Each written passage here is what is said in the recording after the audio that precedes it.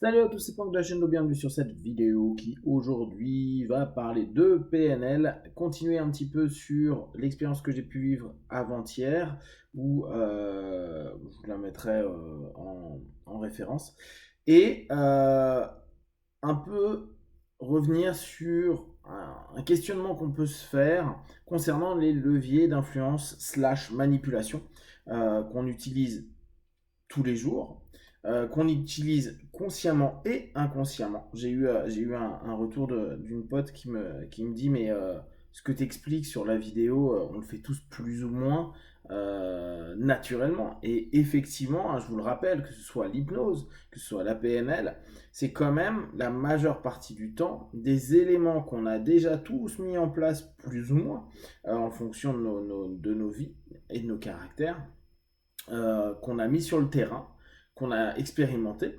Et ce qui est intéressant quand on étudie de la PNL, c'est souvent de se dire ah mais ça je le faisais. Ah bah ça mon pote il est trop fort là-dessus, il le fait. J'ai toujours vu faire ça. Pensez bien, hein, ça s'est développé avec une observation de grands communicants qui, pour la plupart, même la majorité, étaient des praticiens, des thérapeutes. Donc on a associé assez facilement à dire ah bah oui, la PNL est thérapeutique. C'est un lien de cause à effet qui n'a aucun sens, sachant que la PNL, elle s'est surtout développée comme un mode de communication et surtout un mode de communication influençant potentiellement les décisions des personnes qui vont, euh, qui vont entrer en communication avec vous. Donc, au travers de ça, bien sûr que c'est très naturel, que tout le monde le fait, tout le monde le fait à sa manière. La chose qui se passe, c'est qu'on s'en rend pas compte vu qu'on nous a jamais expliqué techniquement ce qui est en train de se passer.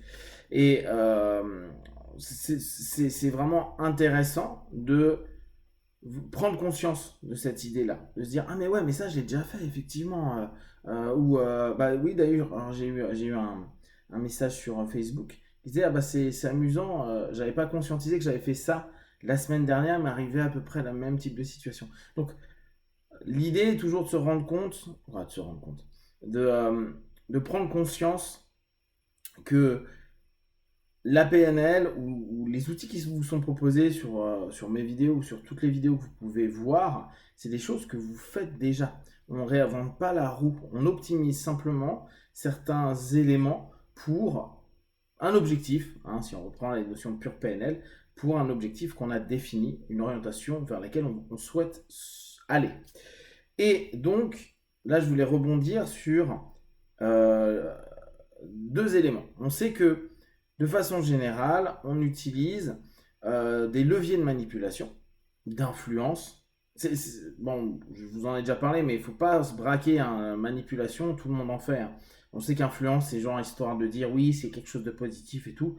What the fuck, on est tous des manipulateurs nés, des influenceurs nés, mais vraiment des manipulateurs, le mot, faut l'oser, hein. On l'est tous comme ça. Un bébé l'est, hein, donc on l'est tous. Euh, et on a donc des leviers. Cialdini a bien bossé dessus, il nous a beaucoup expliqué comment ça pouvait fonctionner.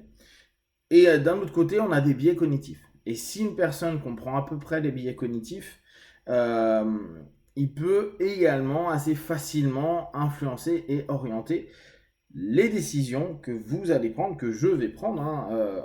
On se fait tous avoir avec ça, parce que notre cerveau est conditionné d'une certaine façon. Et même si on n'aime pas être dans des cases, et même si on n'aime pas être euh, généralisé, et pourtant notre cerveau, pour à peu près 90% des gens, fonctionne à peu près pareil. Bon, j'exagère peut-être sur les 90%, mais on a un bon taux. Et dans les notions donc de manipulation, les leviers de manipulation de Cialdini, il y a la gentillesse. Et ce que j'aimerais la mettre en rapport par rapport à l'expérience d'avant-hier, c'est cette notion de gentillesse. Elle est un vrai levier qui nous permet d'obtenir plein de choses, qui nous permet d'apaiser des choses, qui nous permet de réorienter des énergies, qui nous permet de créer une notion où les gens ont un besoin de réciprocité. Il y a énormément de choses dans la gentillesse. Donc, la gentillesse est un levier de manipulation. Seulement, c'est pas un levier qui parfois est suffisant. Là, je vais généraliser ce qui m'est arrivé hier, parce que ça m'arrivait souvent, et ça m'arrive souvent sur Paris. Alors là, je prends Paris, hein, je cadre bien. En Paris, région parisienne, on a des personnes qui sont plus ou moins stressées, voire plus que moi. On a des administrations, on a beaucoup de pression mise aussi bien que ce soit sur un administrateur que sur un restaurateur, que sur un serveur X ou Y, que sur un conseiller clientèle X ou Y.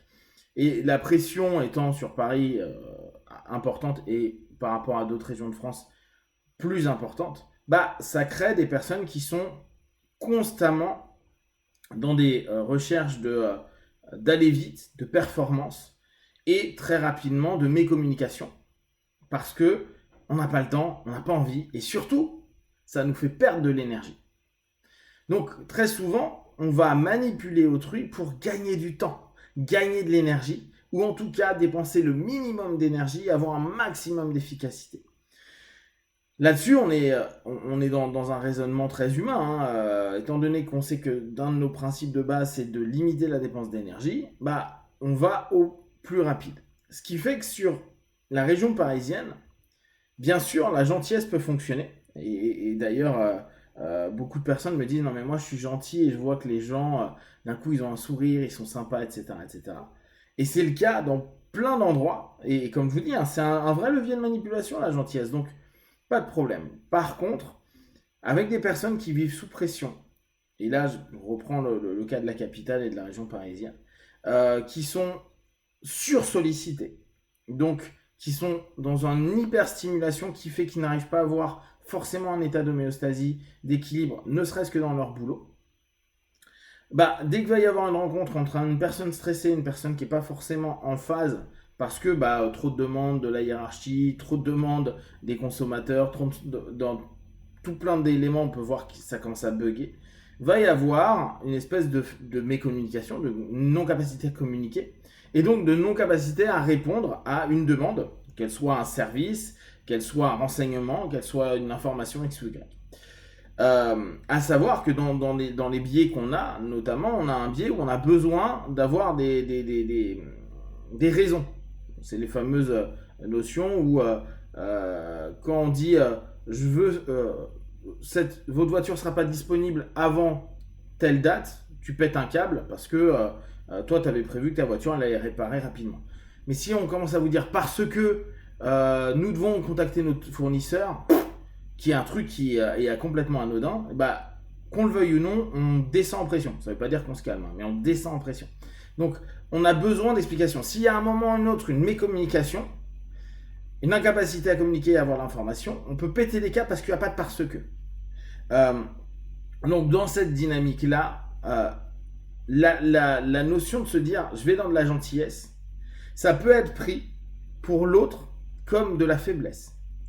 Et je rappelle, hein, petit 1, la gentillesse est un levier de manipulation. Petit 2, la gentillesse n'est absolument pas de la faiblesse. Au contraire, les personnes qui arrivent à rester gentilles dans plein de situations, et pas parce que c'est un besoin compulsif de se faire approuver par les autres, sont pour la plupart du temps bien plus fortes que des personnes qui partent en vrille en 8 secondes.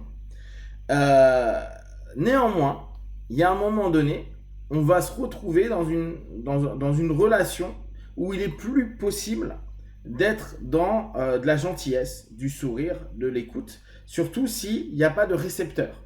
N'oubliez pas, une communication, c'est en tout cas plusieurs éléments, mais là on va faire une communication bilatérale, c'est il y a un émetteur et un récepteur. Si le récepteur est coupé, il y a mécommunication, on ne peut plus créer quoi que ce soit. Ou si il y a simplement 2 émetteurs et plus aucun récepteur, on n'y arrivera jamais.